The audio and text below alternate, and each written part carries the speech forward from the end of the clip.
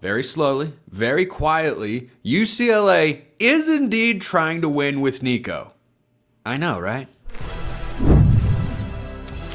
You are Locked On College Football with Spencer McLaughlin, your daily podcast on all things college football. Part of the Locked On Podcast Network, your team every day.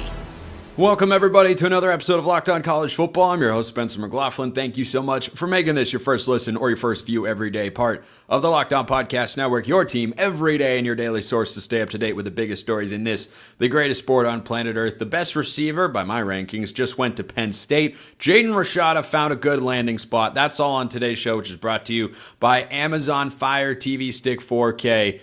Turn any TV into your Xbox. No console needed. Head to Amazon.com/FireTV Locked On to learn more. Zach Anderson-Yaxheimer, Locked On UCLA, is here. So I think it's easy to get lost in the haze of a big transfer like Nico to UCLA, Zach. But just kind of quietly, behind the scenes, UCLA has compiled a top 20 transfer portal class. And yeah, that's bolstered by Nico's arrival. He's a 5-star transfer, sure. But there are a lot of other guys here. Like, very quietly, they're putting the pieces together, right? Yeah, I mean, they've been addressing, for the most part, a lot of their weaknesses from previous seasons. Now, I know they're going to take a hit with this graduating crew in the linebacker room, but for the most part, in the other spots, other positions in the O-line, it's supposed to be a little bit better. If it's a lot better, they can be doing well. They've addressed weaknesses or departures in the receiver room. Obviously, at the quarterback position, Nico gets the big splash, the big headlines. But you look at the running back room, hey, you get a Javian Thomas like the other day from Cal. That's a good dynamic running back to have as your 1 or 1A or 1B running back. Yeah, and I like the Mikey Matthews addition a lot at wide receiver. I don't love that J. Michael Sturdivant left, and I love that pickup for Florida because I think he's a number one. He's awesome. Yeah, I think he's a really, really solid number one receiver at the Power 4 level. So that he should that's be in the. a Let's loss. be real. He should be in the NFL draft drafted right now, Spencer. He probably should, but I mean, why not give it a go at Florida? I think he could raise his draft stock going over there, where he'll probably be the number one guy. He certainly would have been if he'd stayed at UCLA. But you know, one of the reasons I didn't like this move for Nico is you're taking a step down in the caliber of team you're going to. I still think that. One of the biggest areas is in the receiver room. You have Squirrel White, who transferred out, Dante Thornton, who goes to the NFL draft. Those are a couple of premier targets that Nico was throwing the ball to over at Tennessee. Who do you think he goes to at UCLA? And do you think it allows them to have a better passing game than people might expect?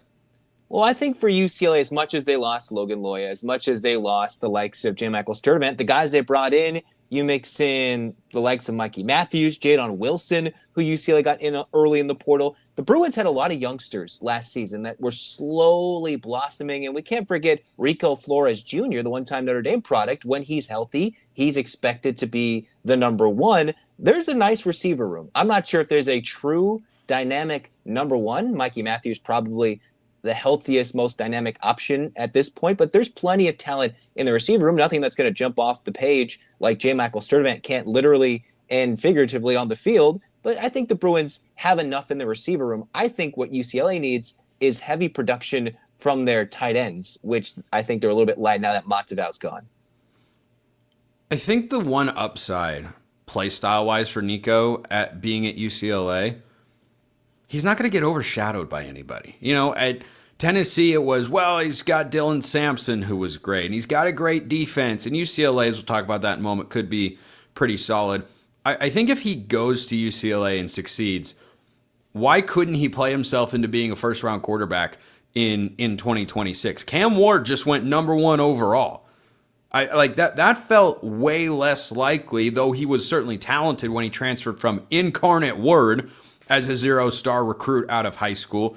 He ends up being the number one overall pick. Nico has those sorts of traits. I think it's a matter of whether he can, different traits than Cam Ward, but still, he can have NFL traits. He is incredibly tall, and he's got a big arm, clean release, and he's mobile and all that sort of stuff. I think if that's his long-term goal, seems like it is, that's the upside of being at UCLA is, hey, I'm going to have the chance to thrive because, sure, you got Javion Thomas is a nice addition. I was kind of bummed the Bruins lost TJ Harden because I've always really liked TJ Harden. I thought he was really, really solid. But I think that you're going into an offense where your offensive coordinator, it's his first time. but he's coming from Indiana. What'd they do over there? They threw the football a lot. Now, if Mikey Matthews is your best target, he's 5'9". I like him as a number 3 receiver, maybe not as a number 1. But if Nico gets UCLA to bowl eligibility or that 7-win threshold that will make me don a Nico jersey purchased with my own money to wear on the show, if that happens, Zach, I think his NFL draft stock, whatever it may be right now, would take a big step forward. It would. The big thing is in this situation, is Nico going to perform and turn like a Cam Ward where he goes through a school or two and then get that number 1 draft spot, of course, whether it's in the first round, or does he turn into like a DJU, right? That's a worst case scenario where you came up with all the hype from high school, you change schools, and the next thing you know, you're not heard of and you're an undrafted free agent. Like, what's the situation here? I think that's worst case scenario. Best case scenario, there's not a lot of pressure. There'll be a lot of headlines with him going to UCLA. I think if he does anything positive, he's going to skyrocket. Now, he might not have a lot of love. I wonder if he would drop based on what's happened, based on the storyline with his father and everything, in his camp with this NIL situation. But I think the sky's the limit for Nico at UCLA. But is the sky reachable at UCLA? It looks beautiful in the Rose Bowl. It does. It does. It really does. I've been to that stadium on more than one occasion. It is a beautiful place to take in a football game. But is the sky on the football field attainable? I mean, talk about what kind of defense he's going to have on the other side. Like, does he have to put up 25 points a game just to get UCLA to bowl eligibility? Which would be a win, by the way. That'd be a win for Nico. That'd be a win for UCLA. That'd be a win for Deshaun Foster. Their win total, according to our friends at FanDuel, is 5.5. That bumped up from 4.5 when Nico officially became a Bruin.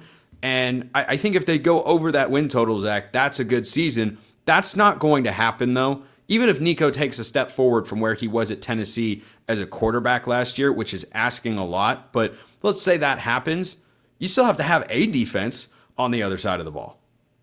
UCLA last 2 off seasons, they've lost a lot, mostly to NFL talent, mostly to guys graduating, losing their eligibility.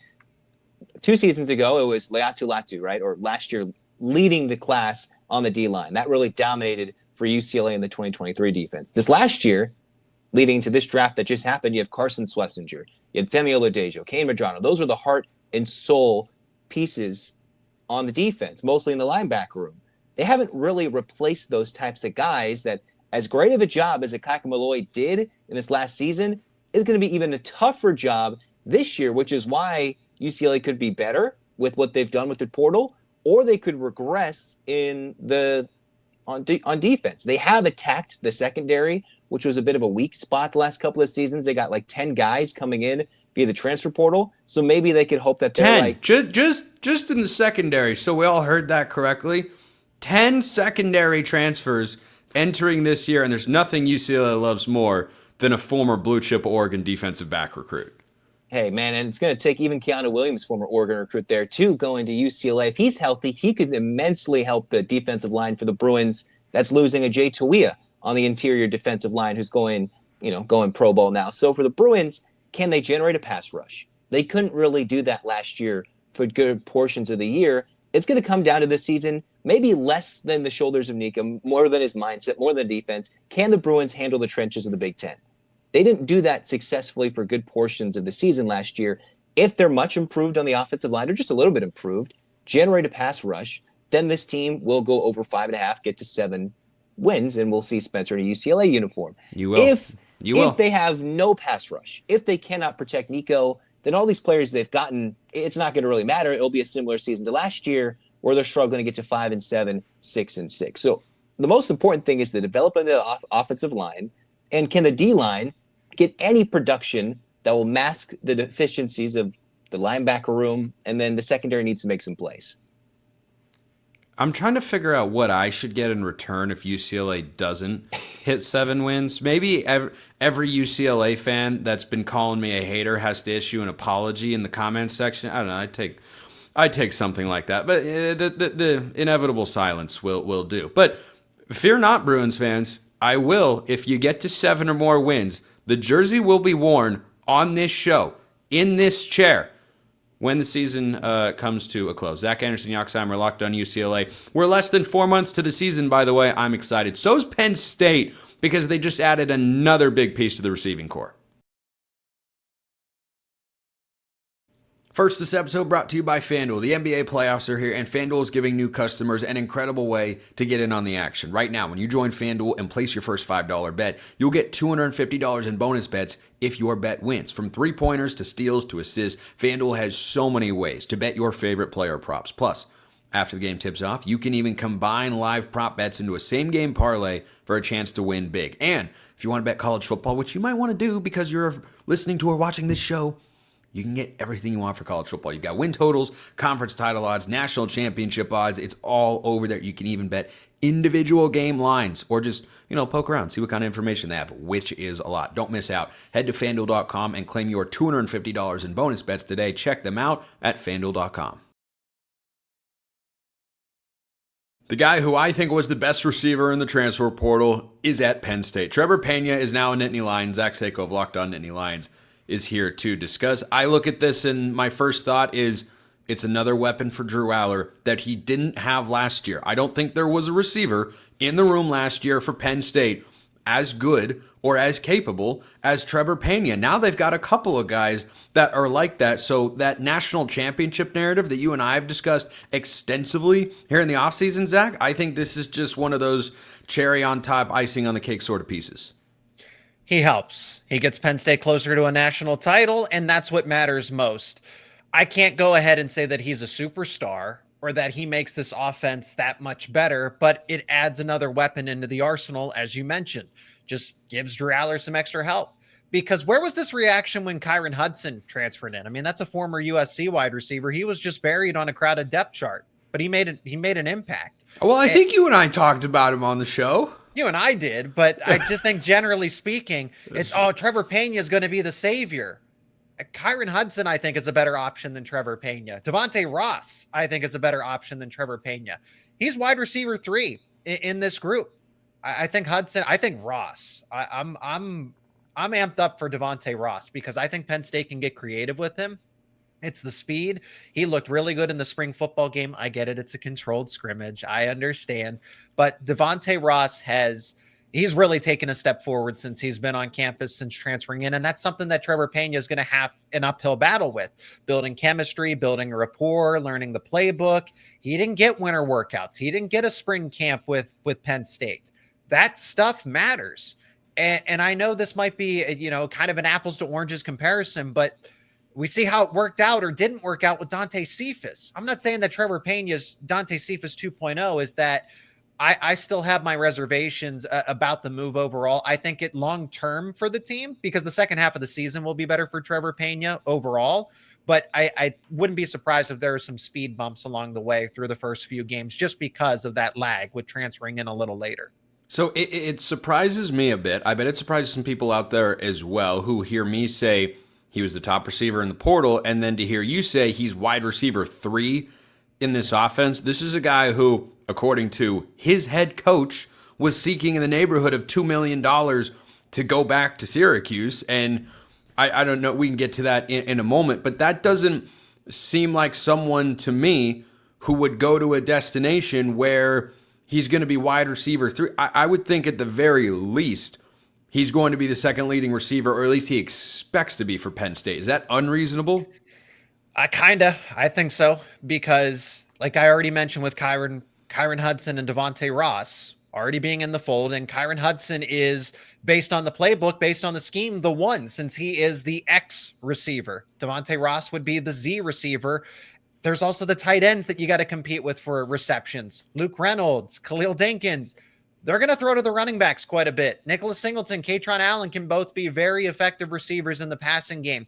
So if anybody's anticipating that Trebor Pena is going to have this all ACC type of impact again, 80 receptions, 900 yards, 9 touchdowns, I'd say cut that in half, probably about 240, 45 receptions, 500 yards, 3-4 touchdowns, maybe, just because this offense has so many players that are going to be fed the football. And this is going to be a run first team.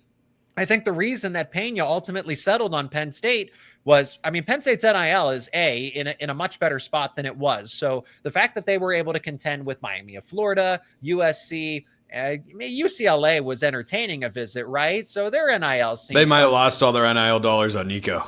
Right. So they're there, I suppose. But to go up against the Hurricanes, right? And there's the national title contending appeal. Do you want to be a part of a national title contending team? Do you want to be around other competent, capable football players? I'm not saying that USC and Miami of Florida don't have that. I'm saying Penn State has more of that. Drew Aller is projected as a first-round QB next year. You're going to be playing alongside other NFL talent across the board in that offense. So that's the appeal for Trebor Pena, but he was in an offense that was very pass heavy. He was the number one wide receiver. So I think those numbers are very much inflated against ACC competition, may I add. There's going to be an adjustment period for Pena. What I like about him, his veteran experience, he'll make the tough catches in traffic. He's an upgrade at the slot receiver spot. He is the starter, but he's not the second option. Among wide receivers, he's the third option. Among overall pass catchers, he might even be lower than that. Well, the angle you presented there is an interesting one about, wanting to go play for a contender. Syracuse is going to be a pullback team this year. That much is clear. Yeah, they have Steve Angeli, the Notre Dame backup at quarterback, but that whoever really they were going to be able to put in their quarterback was going to be a downgrade from Kyle McCord, who was, the leading passer in college football last year. Because they threw a ton. Yeah, they threw the ball a lot, and he was really, really good. So I think Syracuse is a pullback. So maybe there is a winning component. I just think a guy of his caliber, Zach, with how highly coveted the wide receiver position is, not just in football, but in the transfer portal specifically, I just feel like if he were wanting... It seemed maybe Fran Brown was, really running some heavy PR for his side of things, and this wasn't as much about money as it was made out to be from his vantage point, because I think this is a guy who could have gone to Miami, and I talked with Alex Dono of Locked On Canes last week, who said, look, we don't need him, but would certainly love to have him, and he goes to another place where it don't need him, but certainly love to have him because he's a talented guy. He gives you some competitive depth, and you're going to a winner. So do you think he's been a little misrepresented by Fran Brown coming out and saying, yeah, you're not worth $2 million a year, you're not Jeremiah Smith? Well, it depends how we want to put fuel on this fire, because they just went and picked up Jonte Cook in the transfer portal, right? That or at is least true. They're projected to land where I don't want to speak out of turn there. I think they're projected to land him. Yeah. It was, he was crystal balled, I think, by Nakos over at On 3. So, okay. So you see where I'm going with this is that, Trebor Pena is an issue, but you go and get the likes of Jonte Cook, or you're projected to anyway. That's a point that at least needs to be made, or at least hashed out. I don't know the extent of it. I do find it intriguing that Fran Brown goes on a local radio station to kind of air some dirty laundry and just saying, hey, we wish him the best, but really putting everyone's business out there. For Penn State, hey, look, it makes the offense better. It gives them another competent, capable weapon, but he is not a number one receiver for them. He wouldn't have been a number one receiver at Miami, USC, UCLA. I think it's that national championship appeal. It's beneficial for everybody if you're willing to make that compromise that, okay, I'm not going to get to 1,000 yards like I did at Syracuse. And I think that's why Pena, because Pena went to Penn State first, made his visit, but then said, I'm going to open myself up for other options. I'm going to have other open dialogue here. And then came back to Penn State because he was weighing his options. And I think at the end of the day, figured out that, okay, Penn State's just best suited for me in terms of NIL, any championship aspirations I have for my final season, and getting just more NFL prospects, because that was something that was valuable to him. How can I improve myself as an NFL caliber wide receiver? And he chose Penn State. Do you think that Penn State had to give out $2 million to get him? It was probably in the neighborhood. I can't say that it was all of $2 million. I just know from what I've been told that it was a substantial competitive offer. Let's just put it that way. Was it? I would go against that. They spent $2 million, but they certainly didn't. They didn't spend chump change. Yeah, it seems like a lot for a depth piece receiver. We'll see. We'll see how that all works out. I think there's a really fascinating and kind of unknown debate, discussion, however you want to see it, about what should a high-end starter at a given position cost? Because we see in the NFL a quarterback nowadays, if you want to have one of the best for his second contract, $50 million a year. You want to pay a left tackle, you got to give him, I don't know, was it $20 million a year? I'd have to get a salary cap person to. Wide receivers want, 20, 25, $30 million per year. Obviously, that sort of money doesn't exist in college football, but a starting caliber player at the Power 4 level probably costs non-quarterback, generally costs you in the neighborhood of $1 million. Generally. In premier spots in particular. Maybe you could find a number 2 linebacker for $800K, I suppose. But overall, that's kind of what it costs if you want an elite guy. I think it's an interesting discussion. It always is with Zach Seyko, Locked On Nittany Lions. Great as always, and my favorite-ish guy to talk about here on the show, other than Nico, of course, Jaden Rashada has found a perfect spot and could one day come to a Power 4 school near you. Just not this year. First, this episode brought to you by Game Time. There's nothing like the atmosphere of an NBA playoff game. Every bucket, every defensive stop, every moment feels huge. It's electric in the arena, and with Game Time, you can be a part of it without the stress of last-minute ticket hunting. Game Time makes it fast and easy to get playoff tickets, even when demand is sky high. Prices on the app actually go down as tip-off gets closer, and their last-minute deals can save you up to 60%. Up to 60% buying last minute for sports, concerts, comedy, theater, whatever you're looking for. I've used Game Time to go to a sporting event. I've used it to go to a comedy show. And guess what? No notes. 10 out of 10, 5 stars, would recommend. Take the guesswork out of buying tickets with Game Time. Download the Game Time app, create an account, use code LOCKEDONCollege for $20 off your first purchase. Terms apply. Again, create an account, redeem code LOCKEDONCOLLEGE for $20 off. Download Game Time today. Last minute tickets, lowest price, guaranteed. So from one crazy blue chip NIL quarterback situation to another one, these two have been similar but different in the way that they've just created buzz surrounding players who have a lot of potential that haven't come anywhere close to realizing yet because of things that have happened off the field, not necessarily things that have happened on the field. Rashada's had an injury, but I don't think that's the problem here. So what's not the problem is his new destination. Jaden Rashada, who is one of the most well-traveled quarterbacks in all of college football. If you're unfamiliar with the story or haven't memorized it just yet, he committed to Miami. He flipped to Florida. He signed there, requested to be released from his national letter of intent over an NIL dispute. He went to Arizona State, played in a few games, got hurt, came back, fought for the job, didn't get it, went to Georgia, didn't play, hit the portal. Now he's at Sacramento State. Yes, that Sacramento State. One time, potential, maybe, but not really, Pac-12 target, Sacramento State. The same Hornets program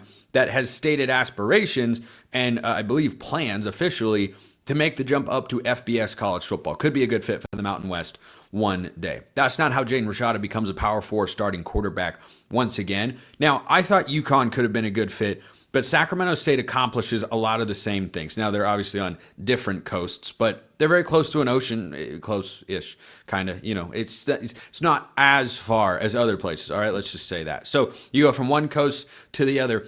But the biggest thing for Rashada here, and why I like this for him, he's going to be out of the spotlight. Yes, FCS football, a sport that I have called for the last several years, it is great. It is wonderful. It is not as high profile in any way, even at the biggest programs, compared to major college football. Arizona State carries a lot more cachet and attention and drama and pressure than Sacramento State. He's going to be able to go there and just focus on football. They've raised a bunch of NIL money. I'm sure he'll be able to get what he is owed if he winds up being the starter, which, by the way, is not a guarantee.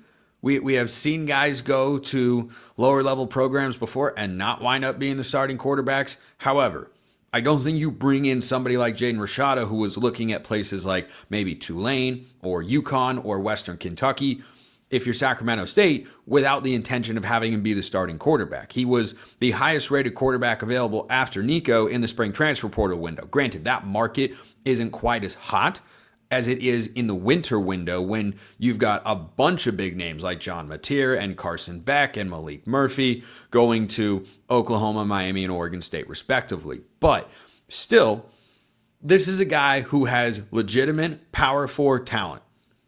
He's not the biggest guy in the world, but he's certainly big enough. He's got a good arm, quick release, he can move. He was a blue chip quarterback prospect, 5-star, borderline 5-star for a reason. But all this attention, all this drama, even going back to his high school recruitment. Many years ago, I interviewed him when he was in an OT7 tournament, and there were a lot of different recruits there, and he was in the process of making his initial decision, which wound up being Miami before a flip to Florida.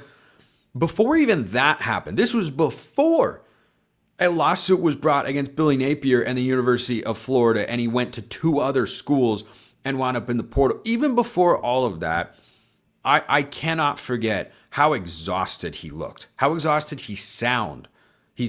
He was tired of the whole process. I think this is a guy who just wants to play football and not worry about anything else. He can go to Sacramento State where he's got the talent to thrive, where he can play ball and just play ball and let all the other stuff just fade to the background. Let it play itself out. I hope it doesn't keep disrupting the kid's life as it has for the last several years now. I hope he can finally just play football and try to maximize the talents he has, which are immense. Hence why I continue bringing him up here on the show. Because this is someone who could very well wind up going to an ACC school or a Big 12 school and being a starter one day. Or maybe one of the lower level schools in or programs in the Big 10 or SEC. I don't know that the upper teams would take a chance on him after all of this, but are you telling me a Vanderbilt post Diego Pavia wouldn't look at Rashada if he goes to Sacramento State and tears it up? Like, just the ability to make his career about football instead of the non-football things is the best opportunity for him. So that's the first reason that I like Sacramento State. Second reason, this is a historically strong program. He's not going to go there and have no chance to win. This is a school that's getting very serious about sports. This is a school that has had wildly successful football seasons. Before he went to Stanford and got fired, this is where Troy Taylor came from. How did he get the Stanford job? He won a lot at Sacramento State. They got as far as, I believe, the FCS quarterfinals one year, or Elite Eight to put it in basketball terms. But this is a football show, so we'll just stick with quarterfinals. So I like that aspect of it. Third reason I like this for Jaden Rashada, he's going to Brennan Marion. You remember that name? Bet you don't. Or maybe you do, because he was the architect of what's called the go-go offense, which is a wildly entertaining and exciting thing to watch. He was the offensive coordinator at UNLV for the last couple of years under Barry Odom as they propelled themselves very nearly to the college football playoff and made the Mountain West Championship game 2 years in a row. He's a young up-and-comer. He wanted the UNLV job. They didn't give it to him. They went with the veteran Dan Mullen instead, who hasn't coached in a few years. I still think he can, but they didn't want to go with Marion in-house. They go out, and he, I'm sure, considered staying on, but when the opportunity came to be a head coach, he's known for a while. This is someone who's rising through the ranks, and if he goes to Sacramento State and succeeds, within 2 to 3 years, he could be out of there and coaching at a Power 4 school coming near you. So I like that fit for Rashada because I watched his offense last year, Brennan Marion's.